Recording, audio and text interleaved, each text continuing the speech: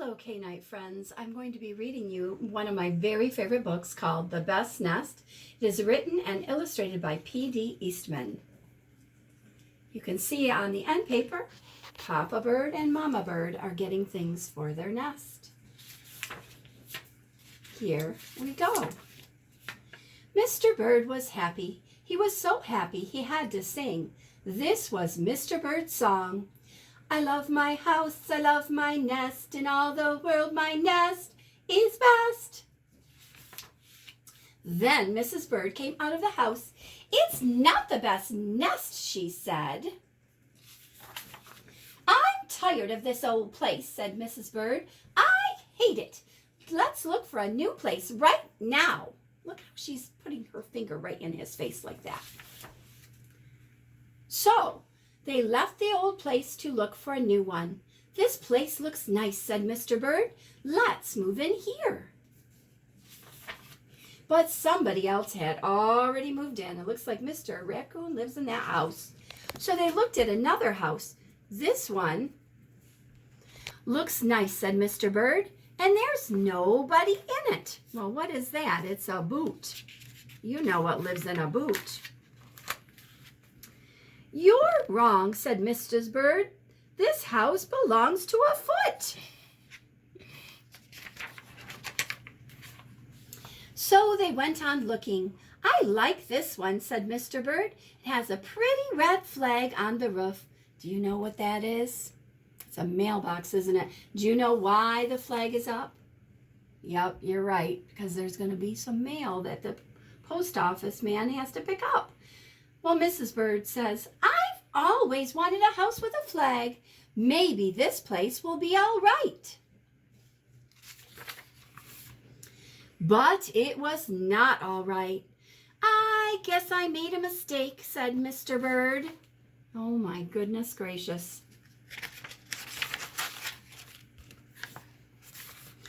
You make too many mistakes, said Mrs. Bird. I'm going to pick the next house. And here it is, right here.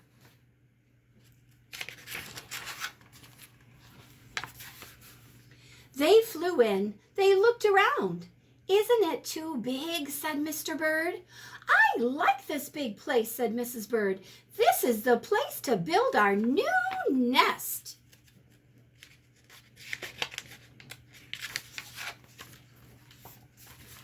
They went right to work. They needed many things to build their nest. First, they got some hay.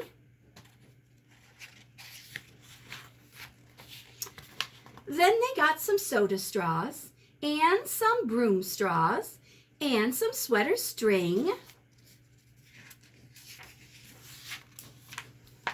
and some stocking string and mattress stuffing. Boy, they sure needed a lot of things for their nest, didn't they? Then they got some horsehair, and they got some man hair. Soon they had all the hay, all the straw, all the string, and all the stuffing, all the horsehair, and all the man hair they could carry. They took it all back to build their nest. Mr. and Mrs. Bird worked very hard. It took them the rest of the morning to finish their nest. This nest really is the best, said Mrs. Bird. I want to stay here forever. Mr. Bird was very happy too. He flew to the top of his house. He sang his song again. I love our house, I love our nest, in all the world this nest is best. He was so busy singing, he didn't even see Mr. Parker coming. Every day at 12 o'clock, Mr. Parker came to the church. Mr. Parker came to pull a rope. The rope went up to the bird's nest. Do you remember seeing what it was connected to? That's right, a bell. The rope rang the big bell right under Mrs. Bird's nest. Bong, bong, bong. Mrs. Bird got out of there as fast as she could fly.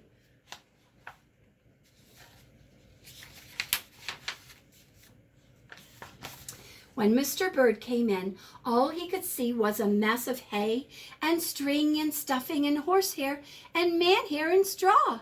Where was Mrs. Bird? Well, we all know she flew off, didn't she?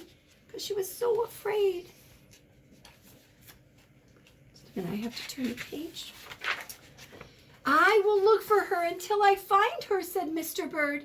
He looked high. He looked low. He looked everywhere for Mrs. Bird. He looked down into a chimney, but Mrs. Bird wasn't there. As you can see, it was just smoke that was there. He looked down into a water trough, but Mrs. Bird was not there. It's kind of silly. I don't think birds swim.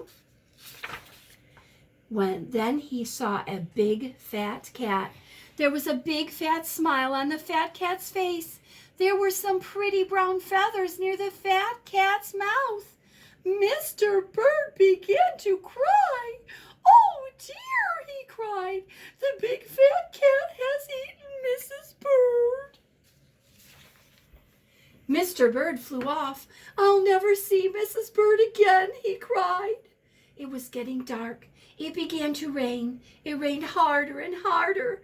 Mr. Bird could not see where he was going. Crash! Mr. Bird bumped into something. It was his old house, that old house that Mrs. Bird hated.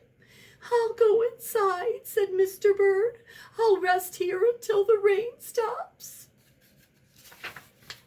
Mr. Bird went in, and there was Mrs. Bird, sitting there singing, I love my house, I love my nest, and all the world that's nest is best.